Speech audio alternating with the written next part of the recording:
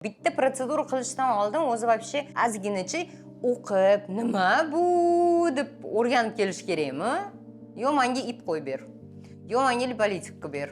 Yo menga mana bu chunki eshitib olishgan kapinsiz bo'lishga. Men qilmayman, o'zimga hamma narsa tiqib tashamayman вообще. To'g'ri ovqatlan, o'sha mikroelementlarni ol.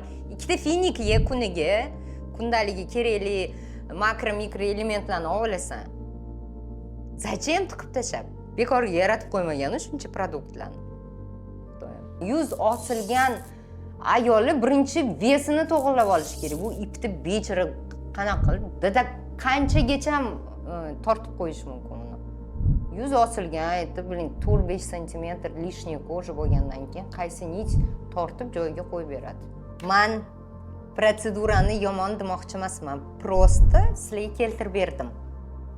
Yuz momentgacha osilgan bo'lsa, lishniy koja bo'lsa, mana, например, mashuncha lishniy koja bo'lsa, bu nitsi tortilgandan keyin qayerga boradi, sborka bo'lib yig'ilib turadimi? Kesib tashlash kerak. Operatsiya qilib, olib tashlash kerak. Вообще yoshli paytdan ayol kishi qiz bolalarni o'rgatish kerak to'g'ri ovqatlanib, to'g'ri yashashga. Fiz nagruzka qilishga, faqat lattalar bilan o'rtoq bo'lishga emas, chiroyli ko'rinishga, qiz bolani razvitiyasini oshirishimiz kerak yoshligidan.